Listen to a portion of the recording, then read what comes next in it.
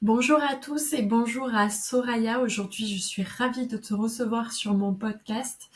Soraya, déjà, merci d'être là. Merci à toi. Est-ce je suis, mais vraiment, merci beaucoup. Est-ce que, Soraya, est-ce que tu peux nous expliquer un peu qui est Soraya? Bonjour Sophie, bonjour à tous. Merci en tout cas pour ton invitation, je suis ravie. Il y avait un petit compte à rebours avant qu'on commence, qui a mis un petit coup de stress, Tout mais va voilà. bien, on est entre nous. Voilà, c'est ça. Écoute, voilà, ouais, donc comme tu le dis, je m'appelle Soraya. Avant, j'étais prof de sport. Aujourd'hui, je suis coach en reconversion professionnelle.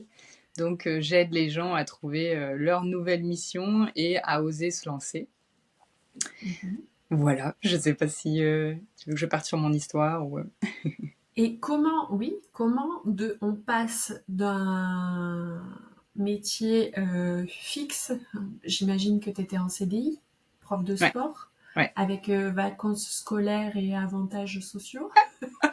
Comment, Ouais, on va dire que c'était les comment, seuls avantages. d'accord.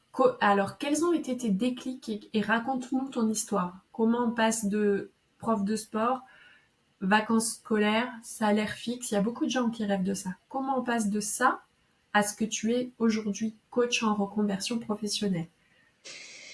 Justement, en fait, c'est ce que tu dis, tout le monde rêve de ça. Donc moi, j'avais le Saint Graal, comme tout le monde le disait. J'avais la maison, j'avais la relation, j'avais le job. Donc ouais, en Belgique, on dit qu'on est nommé, donc c'est-à-dire que tu es tranquille jusqu'à tes 67 ans. Donc oui, je regardais les avantages de ce job. J'avais le salaire fixe, c'était 22 heures semaine, mais t'as l'impression d'en travailler 60 avec parce que tenir des enfants toute la journée, c'est pas évident. Et oui, en plus, j'avais pas les corrections en rentrant à la maison, j'avais les congés scolaires, donc pas mal d'avantages. Et pourtant, je me sentais pas épanouie. Je sentais que quelque chose clochait. Et en fait, j'ai eu un premier signal d'alarme. On va dire que j'ai avancé. Je crois que j'en ai même eu plusieurs. Pendant mes études, j'ai commencé à développer des angoisses. Et ça a Mhm. été vraiment les pires années de ma vie. C'était un cursus de 3 ans, je l'ai fait en 5 ans. Mais voilà, j'étais fière d'être arrivée au bout. Et puis, au bout de, je dirais, 5 ou 7 ans d'enseignement, ça a vraiment été pénible parce qu'en plus, c'est pas facile de toujours trouver du boulot, de toujours changer d'école, de toujours changer de collègues, d'infrastructure. Euh, et au bout de 5 à 7 ans, j'ai attrapé une maladie auto-immune au niveau des yeux. Donc, je me dis, tiens, enfin, je le voyais pas comme ça à ce moment-là. Je pense que mon corps me disait, il y a quelque chose que t'as pas envie de voir. Mais j'ai Ouais. continué.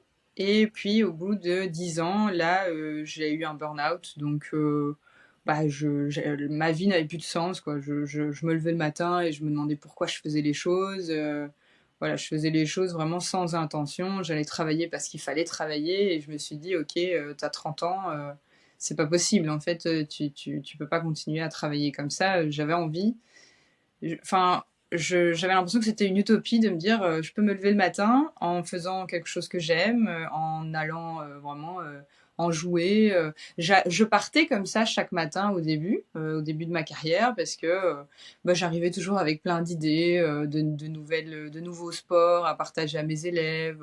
Je faisais de la course d'orientation, j'ai même acheté des clubs de golf, je faisais du crossfit. Enfin voilà, j'étais pleine d'idées et en fait finalement, je voyais que il n'y avait pas vraiment de retour, que ça n'intéressait pas vraiment les élèves, que voilà, que j'avais l'impression de faire les choses dans le vent. Et puis il y a tout ce qu'il y avait autour qui faisait aussi que avec les collègues ça se passait pas toujours bien, avec la direction ça se passait pas toujours bien. Ah, D'accord. il y avait une ambiance de jalousie, de d'hypocrisie que j'aimais pas beaucoup, enfin que j'aimais pas. Et, euh, et donc là, en fait, le burn-out a fait que j'ai dû m'arrêter. Donc Oui. j'étais en maladie, enfin la maladie auto-immune aussi. Et d'abord, j'ai pris du temps pour moi, voilà, pour me recentrer vraiment sur moi, sur ce que j'avais envie de faire de ma vie. Et ensuite, j'ai ressenti ce besoin de liberté. Et j'ai découvert le monde des réseaux, Instagram, etc. Et ensuite, j'ai découvert le monde du développement personnel. ce qui m'a beaucoup Mhm. aidée. J'ai regardé beaucoup de TEDx, j'ai écouté beaucoup de podcasts, j'étais beaucoup sur YouTube, enfin, je lisais beaucoup. Et tout ça, c'est arrivé pendant le moment du Covid. Donc, pour moi, ça a vraiment été un cadeau parce que j'ai passé mon temps à prendre du temps pour moi, à Oui. m'émerveiller. Aussi, je vivais à la campagne, donc je passais du temps avec mon chien dans mon canapé à regarder le ciel. Enfin, ça m'a permis de retrouver mon énergie. Oui, c'est vrai que le Covid a été un stop pour beaucoup de personnes et il y a eu un phénomène incroyable de Mhm. justement changement de job sorti de Covid. Oui, C'est t'as énorme. l'impression de t'être réveillé à ce moment-là, en fait, de te dire mais qu'est-ce que tu fous? Oui, mais pourquoi? Parce que du coup, le Covid nous a permis à un moment donné de ne plus être en pilote automatique. Le Exactement. Covid ou un accident de bagnole ou une maladie, où il y a plein d'éléments déclencheurs qui te font t'arrêter et qui te poussent à la réflexion. Et c'est Mhm. ça qui est bon. Et Ouais. ces éléments qu'on voit à la base comme un poison sont, se révèlent être en réalité un véritable cadeau. Mhm. Ben oui, parce que, enfin, d'ailleurs, on me le dit souvent, on me dit, ouais, t'as quand même une maladie au niveau des yeux, t'as quand même le moral, quoi. Je dis, ben oui, enfin, moi, je vois ça, comme tu dis, comme un cadeau, parce que bah, si j'avais pas eu ça, je vivrais encore en mode pilotage automatique. Et justement, je t'en parlais en off, j'ai eu une conversation avec une amie qui me disait, Soraya, j'ai pas été au boulot aujourd'hui et je culpabilise pas. Et je dis, mais Mhm. bravo, en fait. Je me dis bravo parce que finalement, enfin, moi, j'ai tendance à dire que la culpabilité ne sert à rien et que si j'avais pas eu cette possibilité d'être en arrêt maladie, ben, j'aurais pas eu la possibilité de prendre ce temps pour moi et prendre ce temps pour penser à ma nouvelle carrière professionnelle. Et je trouve que bah, aujourd'hui, enfin, moi, je suis en Belgique, en France, je pense qu'il y a des possibilités aussi. Et Oui, il y a des possibilités infinies comme bah, l'arrêt maladie, il y a le chômage, aujourd'hui il y a aussi des couveuses d'entreprises, enfin des possibilités pour se lancer, il y en a plein.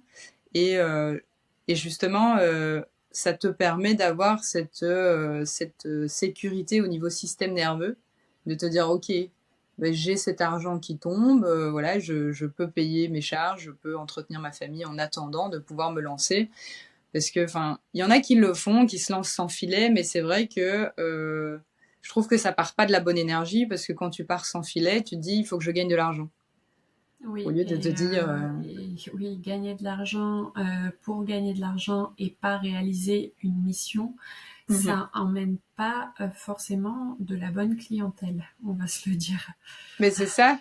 C'est ça. Donc finalement, en fait, non, non, tu ne profites pas du système. Non, tu n'es pas fainéant. Et puis, on s'en fout de ce que les gens peuvent peut-être penser ça en me disant, ben, j'ai pris un certificat médical ou, ah, aujourd'hui, elle n'est pas venue travailler.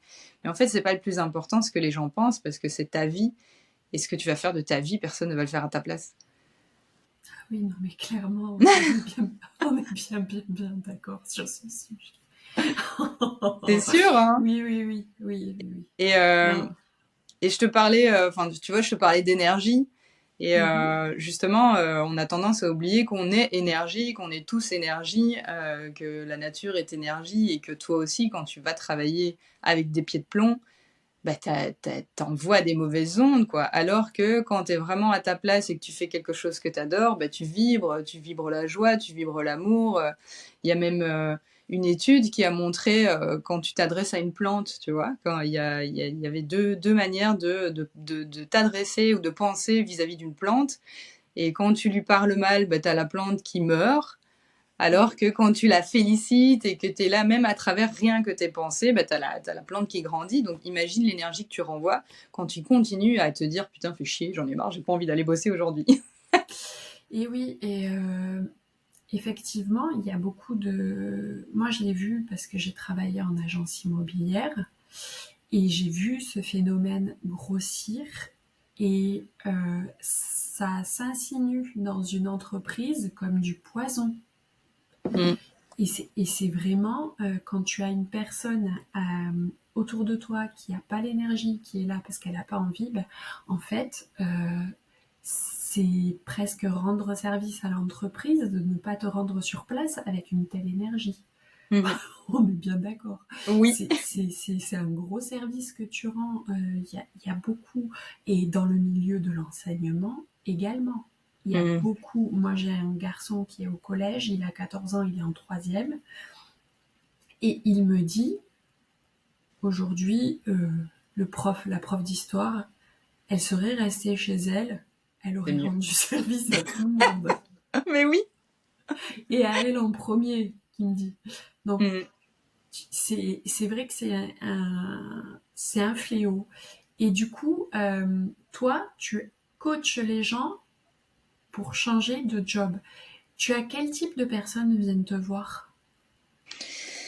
Bah, il y a deux types de personnes. Il y a des personnes qui viennent me voir en me disant, ben voilà, Soraya, j'ai envie de faire autre chose, mais je sais pas quoi faire. D'ailleurs, Mhm.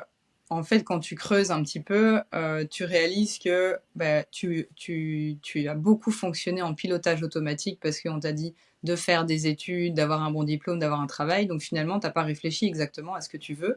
En même temps, on passe tous par là. À 18 ans, tu sais pas trop ce que tu as envie de faire de ta vie. Oui, non, on passe dans la moulinette de l'orientation.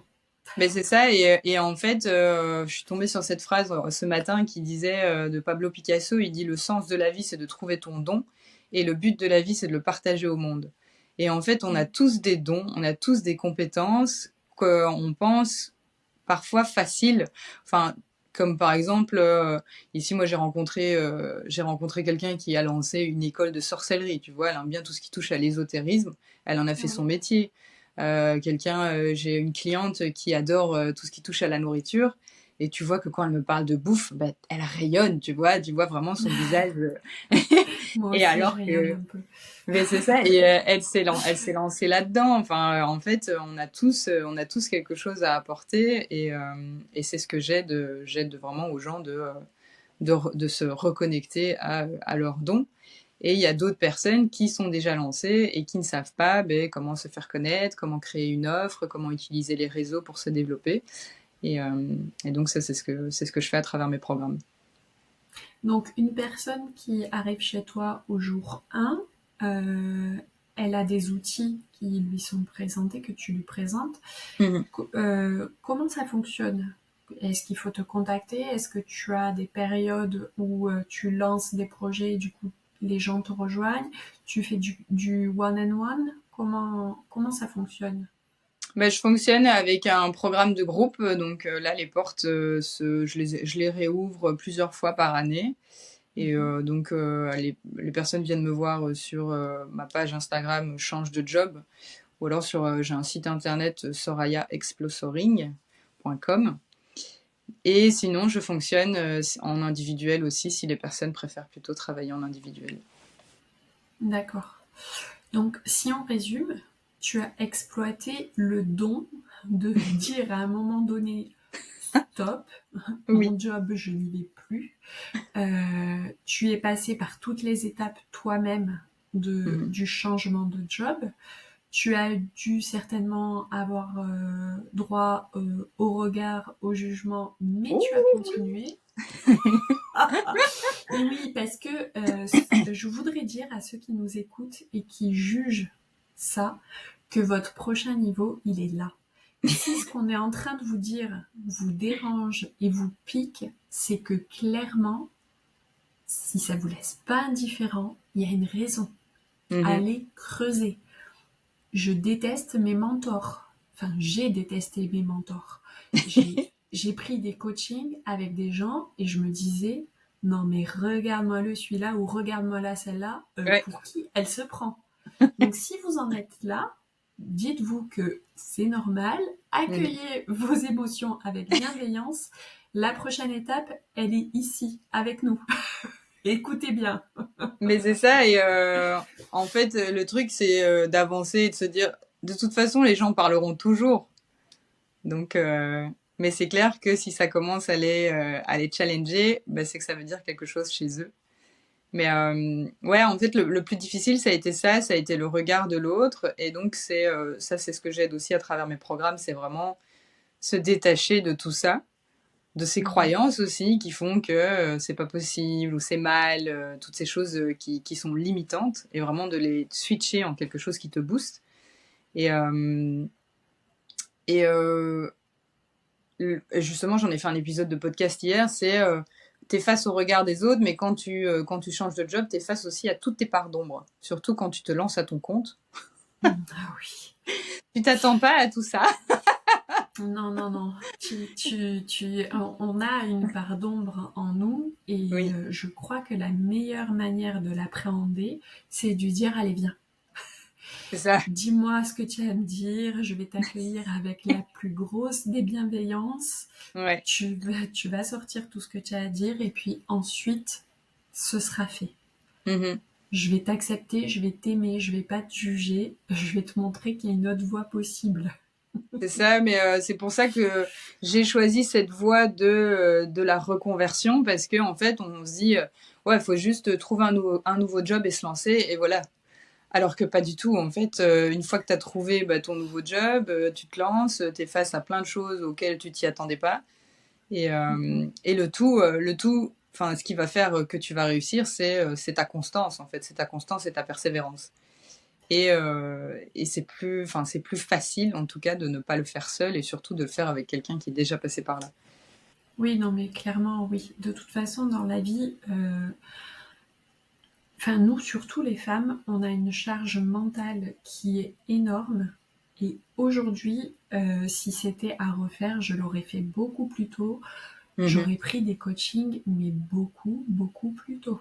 mhm, Parce que clairement, avoir une ligne directive, savoir que tu n'es pas seul, savoir que ce que tu traverses, d'autres l'ont traversé et surtout qu'elles s'en sont sorties et qu'aujourd'hui, elles sont à leur plus haut niveau.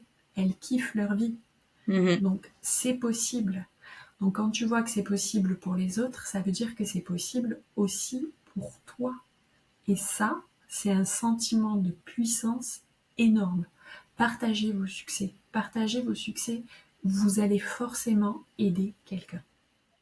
Mais j'ai entendu cette phrase hier, justement, qui disait, oui, c'est possible pour tout le monde, mais c'est possible surtout pour les personnes qui le veulent, tu vois, qui le Ah oui. décident, qui décident que, ok, aujourd'hui j'ai envie de créer ça pour ma vie et je vais faire en sorte que ça arrive.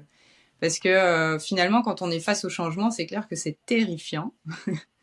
Et t'as pas envie d'y aller, ça fait peur. Et c'est normal, en fait, parce que c'est le cerveau qui aime rester dans sa zone de connu.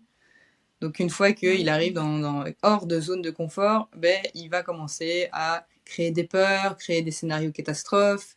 Et le tout, c'est vraiment de revenir à ici et maintenant, comme on l'a vu dans le programme de Sophie, c'est de faire la différence entre l'émotionnel et les faits. oui, complètement. Et Et au niveau justement de la réaction de notre cerveau, moi je l'appelle Norbert, mon cerveau. Je lui ai donné un petit prénom. c'est joli, Oui, et de temps en temps, je lui dis à Norbert, calme-toi, tout va tout bien se va bien. passer. Ce que tu es en train d'imaginer dans ta tête n'existe pas, Norbert. C'est Donc ça. redescends, parce que tous les scénarios catastrophes que tu es en train d'élaborer ne se passeront jamais dans la réalité. C'est ça, Donc, exactement.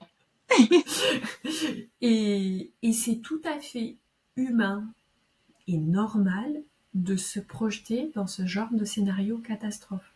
Mhm. Sachez-le, c'est obligatoire. Celui qui entreprend sans se ronger les ongles, sans avoir de nuit blanche, sans se poser une multitude de questions, Pas c'est un normal. menteur. C'est sûr. C'est un très gros menteur. Ben oui, ben c'est ça que j'ai envie de faire à travers mon programme, c'est de prendre toutes ces personnes par la main et leur dire, mais viens, en fait, ça fait peur, mais ce qui t'attend derrière, c'est tellement beau. Et on m'a posé justement cette question hier, est-ce que tu as des regrets par rapport à ta vie d'avant? Parce que en ce moment, en fait, je vis une période bizarre. Quand je m'endors, je fais des cauchemars en étant dans ma vie d'avant. Donc, Oula. je me lève, enfin, je me réveille la boule au ventre, j'ai peur, j'ai pas envie d'aller travailler. J'étais dans une relation qui me convenait pas non plus, donc j'ai toutes ces émotions qui reviennent. Et en fait, quand je me réveille, j'ai l'impression, enfin, je suis dans mon rêve, quoi. Je vis ma vie de rêve. Et donc, cette personne m'a demandé: «Est-ce que tu as des regrets?» Mais je dis: «Mais absolument pas!» Je dis, je dis: «Il y a eu des moments plus compliqués que d'autres, mais je suis ravie, en fait, d'avoir fait ce que j'ai fait pour vivre la vie que je mène aujourd'hui, quoi».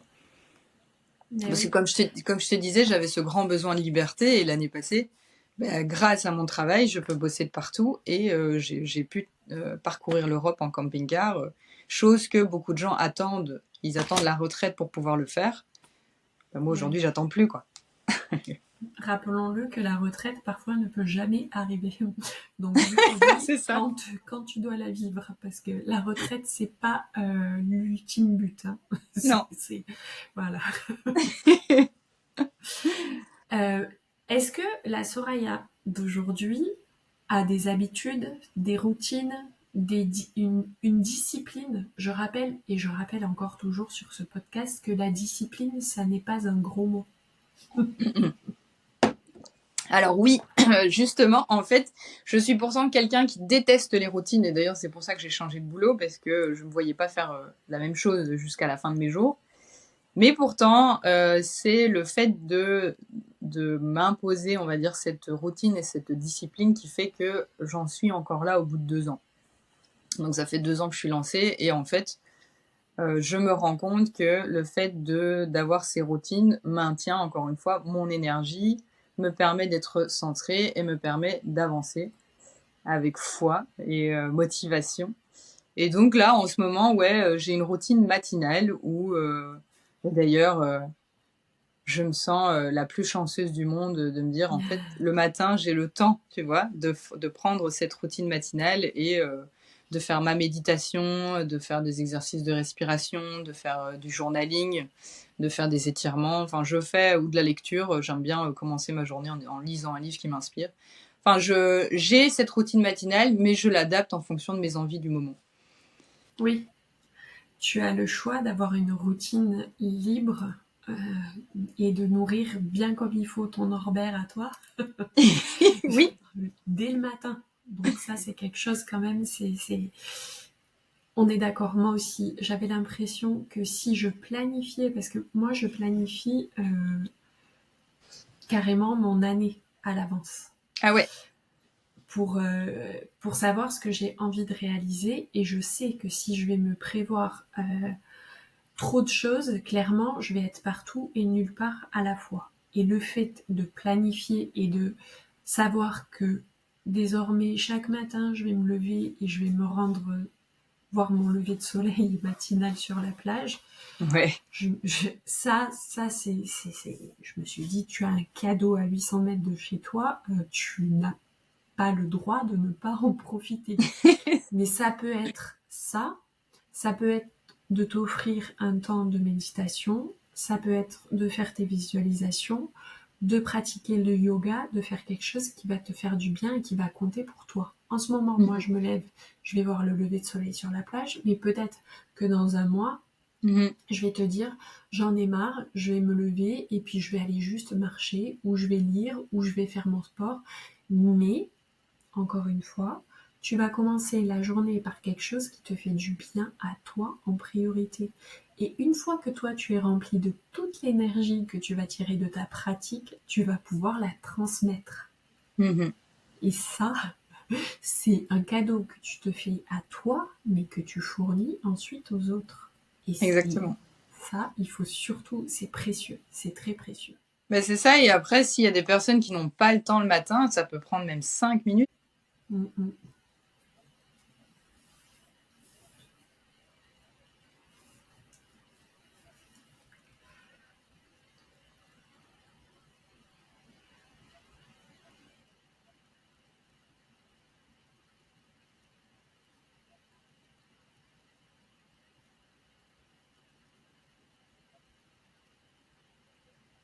Oui, c'est le pouvoir de l'intention. Le matin, quand tu ouvres les yeux, pose tout de suite une intention fabuleuse sur ta journée et ça va changer ta vie.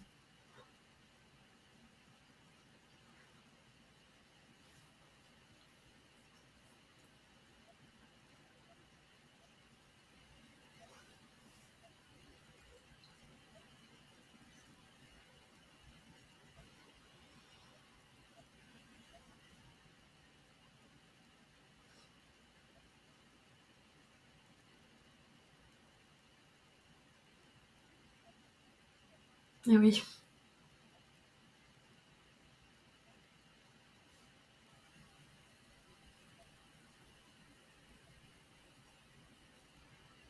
Oui.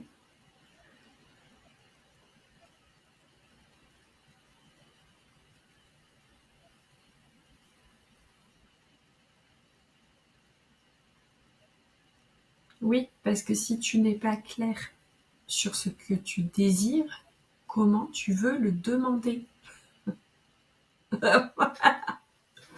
Très clairement, c'est impossible. Soraya, le 1er février, tu organises cet atelier. C'est un atelier présentiel?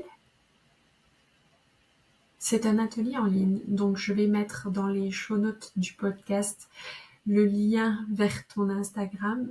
Soraya, j'ai adoré faire ce podcast avec toi. Je te remercie vraiment beaucoup. Je souhaite à énormément de personnes de passer par ton coaching et de changer de job. Je t'embrasse, je te remercie.